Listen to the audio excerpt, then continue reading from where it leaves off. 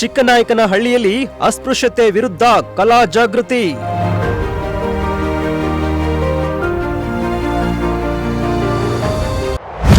ಅಸ್ಪೃಶ್ಯತೆ ನಿರ್ಮೂಲನೆಗೆ ವಿವಿಧ ಗ್ರಾಮಗಳಲ್ಲಿ ಬೀದಿ ನಾಟಕ.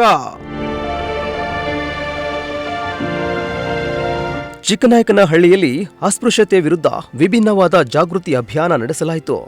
ಹೌದು, ತಾಲೂಕಿನ ವಿವಿಧ ಗ್ರಾಮಗಳಲ್ಲಿ ಜಿಲ್ಲಾಡಳಿತ, ತಾಲೂಕು ಆಡಳಿತ ಹಾಗೂ ಸಮಾಜ ಕಲ್ಯಾಣ ಇಲಾಖೆ ಸಹಯೋಗದೊಂದಿಗೆ ಅಸ್ಪೃಶ್ಯತೆ ನಿರ್ಮೂಲನೆಗೆ ಕರ್ನಾಟಕ ರಂಗ ಅಧ್ಯಯನ ಟ್ರಸ್ಟ್ನ ನುರಿತ ಕಲಾವಿದರು ಬೀದಿ ನಾಟಕದ ಮೂಲಕ ಜಾಗೃತಿ ಮೂಡಿಸಿದ್ರು. ಅಯ್ಯೋ, ಈ ದೇವರೆಲ್ಲ ಮೈಗೆ ಆಗಿಬಿಡ್ತಲ್ಲೋ, ಏನೋ ಮಾಡೋದು ಹಾಲು ಸೂತ್ರ ಬಿಡಿದೆ. ಏನೋ ಪೂಜಾರಿ ಅದು ಇಲ್ಲ ಗೌಡ್ರೆ, ನಾನ್ ಬೆಳಿಗ್ಗೆ ಅಮ್ಮನವ್ರ ಕೊಳಕ್ ಹೋಗಿ ತಣ್ಣೀರು ಸ್ನಾನ ಮಾಡಿ ಈ ದೇವರಿಗೆ ಪೂಜೆ ಮಾಡೋಣ, ನೈವೇದ್ಯ ಮಾಡೋಣ ಅಂತ ನೀರ್ ತಂದು ನೈವೇದ್ಯ ಮಾಡ್ತಾ ಇದ್ದೀನಿ. ಈ ಹಾಲು ಸೂತ್ರ ಬಿಟ್ಟೆದು ಒಳಗಡೆ ಬಂದು ಬಿಡ್ತಾರಲ್ಲ, ದೇವಸ್ಥಾನದ ಒಳಗಡೆ ಎಲ್ಲ ಮೈಗೆ ಮಾಡಿಬಿಟ್ಟು.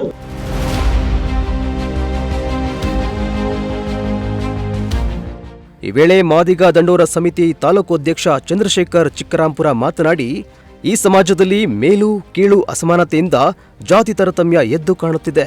ಸಂವಿಧಾನ ಎಲ್ಲರಿಗೂ ಸಮಾನ ಅವಕಾಶ ನೀಡಿದೆ. ಹೀಗಾಗಿ ಭೇದ ಭಾವ ತೋರದೆ ಎಲ್ಲರೂ ಒಂದಾಗಿ ಬಾಳೋಣ ಎಂದರು.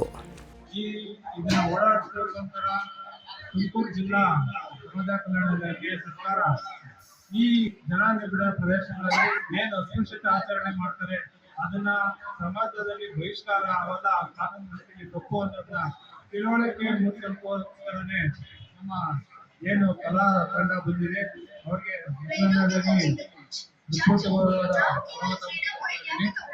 ಮತ್ತೆ ಈ ದಿನ ಏನು ಸಮಾಜದಲ್ಲಿ ಜಾಸ್ತಿ ಅಸ್ಪೃಶ್ಯತೆ, ಜಾತಿ ತಾರತಮ್ಯ ಏನು ಈಗ ನಮ್ಮ ಮಾಧ್ಯಮದಲ್ಲಿ ಒಂದು ಕೇಳಿದಾಗ ನಮ್ಮ ಸಮಾಜದವರು ಏನು ಅಸ್ಪೃಶ್ಯತೆ ಕಡಿಮೆಗಳಲ್ಲಿ ತೋರಿಸಿದ್ದಾರೆ, ಇದು ಸಮಾಜದ ದೊಡ್ಡ ಪಿಡುಗಾಗಿ ಕಾಣಿಸ್ತಿದೆ. ಇದನ್ನೆಲ್ಲ ಹೋಗಲಾಡಿಸಬೇಕು ಅಂತ ಹೇಳಿ ನಮ್ಮ ಸಂವಿಧಾನದಲ್ಲಿ ಎಲ್ಲರಿಗೂ ಸಮಾನ ಅವಕಾಶ, ಸಮಾನ ಬದುಕುವ ಹಕ್ಕನ್ನ ನೀಡಿದೆ.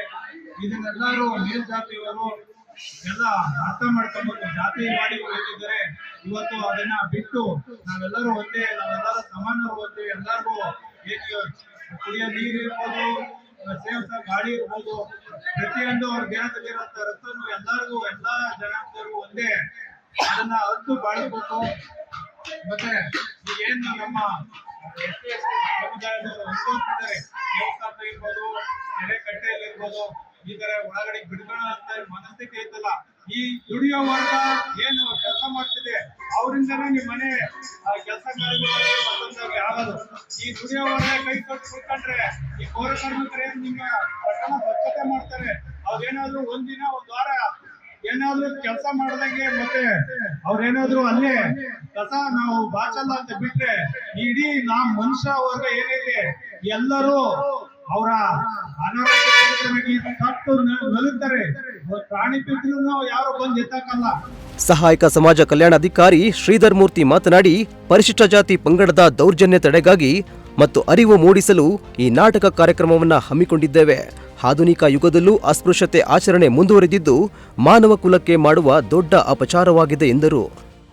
ಈ ಒಂದು ಸಾರ್ವಜನಿಕ ಸ್ಥಳವಾದ ಇಂಥ ಒಂದು ಬಸ್ ಸ್ಟ್ಯಾಂಡ್ ನಲ್ಲಿ ಜಿಲ್ಲಾಡಳಿತ, ಜಿಲ್ಲಾ ಪಂಚಾಯತ್, ಜಿಲ್ಲಾ ಸಮಾಜ ಕಲ್ಯಾಣ ಇಲಾಖೆ ಹಾಗೂ ತಾಲೂಕು ಸಮಾಜ ಕಲ್ಯಾಣ ಇಲಾಖೆ, ತಾಲೂಕು ಆಡಳಿತ ಹಾಗೂ ಪುರಸಭೆ ಇವರ ಕಡೆಯಿಂದ ಕರ್ನಾಟಕ ರಂಗ ಅಧ್ಯಯನ ತಂಡ ಟ್ರಸ್ಟ್ ಏರಿಯಾ ಅವರ ಮೂಲಕ ಈ ಒಂದು ನಿಮಗೆ ಗೊತ್ತಿದೆ ಜಾತಿ ವ್ಯವಸ್ಥೆ, ಜಾತಿ ನಿರ್ಮೂಲನೆ, ಅಸ್ಪೃಶ್ಯತೆ ಆಚರಣೆ, ಈ ಅಂತರ್ಜಾತಿ ವಿವಾಹದ ವಿರುದ್ಧ ಕೆಲವೊಂದು ಏನು ಜನರನ್ನು ಒಪ್ಪಲ್ವಲ್ಲ ಅಂತ ಎಲ್ಲ ಇವತ್ತು ಏನು ಪರಿಶಿಷ್ಟ ಜಾತಿ ಮತ್ತು ಪರಿಶಿಷ್ಟ ಪಂಗಡಗಳ ತಡೆ, ದೌರ್ಜನ್ಯ ತಡೆ ಕಾಯ್ದೆ ಇದೆಯಲ್ಲ, ಈ ಕಾಯ್ದೆ ಬಗ್ಗೆ ಮತ್ತು ಸಾಮಾಜಿಕ ಬಹಿಷ್ಕಾರದ ಬಗ್ಗೆ ತುಂಬಾ ಬೀದಿ ನಾಟಕದ ಮೂಲಕ ತುಂಬಾ ಚೆನ್ನಾಗಿ ಈ ಒಂದು ಸಾರ್ವಜನಿಕರಿಗೆ ಅರಿವನ್ನು ಮೂಡಿಸಿದ್ದಾರೆ.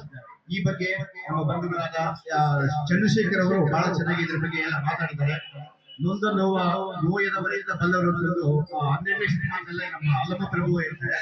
ಹಾಗೆ ಅದಕ್ಕೆ ಹಿಂದೆ ಪಂಪ ಕವಿ ಹೇಳ್ತಾರೆ, ಮಾನವ ಕುಲಂ ತಾನೊಂದೇ ಬಲಂ ಅಂತಂದು.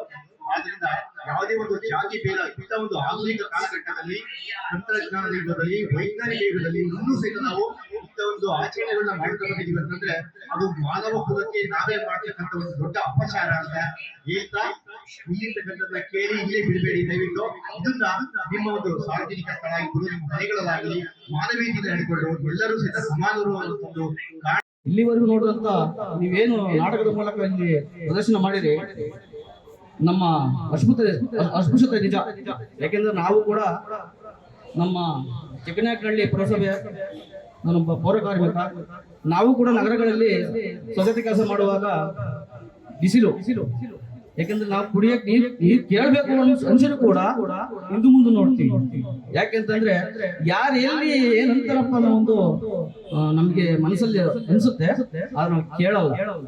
ನಾವು ದುಡ್ಡು ಕೊಟ್ಟು ನೀರು ಕುಡಿದ್ರೂ ಪರವಾಗಿಲ್ಲ, ನಾವು ನೀರು ಕೇಳಲ್ಲ. ಕೇಳ್ತೀವಿ, ಎಲ್ಲಿ ಕೇಳ್ತೀವಿ? ನಮಗೆ ಗೊತ್ತಿರ ಕಡೆ ಅಂತ ಕೇಳ್ತೀವಿ. ಯಾಕಂದ್ರೆ ನಮಗೆ ಕೊಡ್ತಾರ ಅನ್ನೋ ಅನ್ಸೋ ಮನಸ್ಸನ್ನ ನಾವು ಕೇಳ್ತೀವಿ, ಎಲ್ಲಾರನ್ನೂ ಕೇಳೋದಿಲ್ಲ.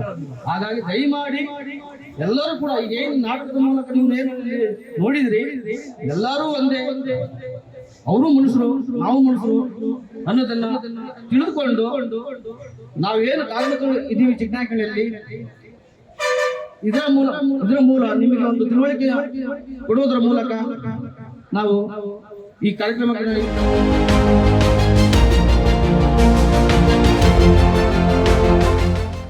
ಈ ವೇಳೆ ಪೌರ ಕಾರ್ಮಿಕರು, ದಲಿತ ಮುಖಂಡರು ಹಾಗೂ ಸಾರ್ವಜನಿಕರು ಸೇರಿದಂತೆ ಹಲವರು ಹಾಜರಿದ್ದರು. ಅಮ್ಮರೇ, ನೀವು ಎಲ್ಲರೂ ದೇವಸ್ಥಾನಕ್ಕೆ ಬರೋಕ್ ಮೊದಲು ಈ ಹಾಡು ಶೂದ್ರ ಪಡೆದು ದೇವಸ್ಥಾನಕ್ಕೆ ಬಂದಿರಲ್ಲ, ಇದಕ್ಕೇನು ಮರ್ಯಾದೆ ಮಾಡಬೇಕು? ಬೆಳಗ್ಗೆ ಎದ್ದು ದೇವ್ರ ದರ್ಶನ ಮಾಡೋಣ ಅಂತ ಬಂದ್ರೆ ಈ ಹಾಳಾಗ್ಬಿಟ್ಟು ಮಗನ್ ಮಕ್ಕ ನೋಡಕ್ಕಾಯ್ತು. ಅಯ್ಯೋ, ಈ ದೇವರೆಲ್ಲ ಮೈಗೆ ಆಗ್ಬಿಡ್ತಲ್ಲೋ, ಏನೋ ಮಾಡೋದು ಹಾಡು ಶೂದ್ರ ಪಡೆದೆ. ಏನೋ ಪೂಜಾರಿ ಅದು? ಇಲ್ಲ ಗೌಡ್ರೆ, ನಾನ್ ಬೆಳಿಗ್ಗೆ ಅಮ್ಮನವ್ರ ಕೊಳಕ್ ಹೋಗಿ ತಣ್ಣೀರು ಸ್ನಾನ ಮಾಡಿ ಈ ದೇವರಿಗೆ ಪೂಜೆ ಮಾಡೋಣ, ನೈವೇದ್ಯ ಮಾಡೋಣ ಅಂತ ನೀರ್ ತಂದು ನೈವೇದ್ಯ ಮಾಡ್ತಾ ಇದ್ದೀನಿ. ಈ ಹಾಡು ಸೂತ್ರ ಬಿಟ್ಟೆದು ಒಳಗಡೆ ಬಂದು ಬಿಡ್ತಲ್ಲ, ದೇವಸ್ಥಾನದ ಒಳಗಡೆ ಎಲ್ಲ ಬೈಗೆ ಮಾಡಿಬಿಟ್ಟು ಈ ಸುಮ್ಮನೆ ಬಿಟ್ಟಲ್ಲ, ಅಲ್ಲ ಬರೀ ಕೈಯಲ್ಲಿ ಬೆಟ್ಟ ಹೊಡಿಬೇಕಾಯ್ತು. ನೀವಿದ್ದಂಗೆ ನಾನು ಈ ಪೂಜಾರಿ ಆ ಕೆಲಸ ಮಾಡಕ್ಕಾಗುತ್ತೆ? ಆಗಲ್ಲ. ನೋಡಿ, ಈಗ ಡಂಗೂರು ಹಾಕ್ಬಿಡಿ, ಅಪ್ಪನವ್ರ ಮೈ ಮೇಲೆ ಬಂದು ಏನ್ ಇರ್ತದೆ ಹೇಳ್ಬಿಡಿ. ಹಾಗಾದ್ಯ ಗಂಗೂರ್ ಹಾಕ್ತದೆ ಏನಾಯ್ತು? ಅವ್ರು ಇಲ್ಲೇ ಅವ್ರೆ, ನಾವು ಎಲ್ಲವ್ರಿಗೆ ಹೇಳಿ ಕಳಿಸ್ತೀವಿ. ಅಪ್ಪ ಪೂಜೆ ಮಾಡಲ್ಲ, ದೇವಸ್ಥಾನಕ್ಕೆ ನೋಡಲ್ಲ.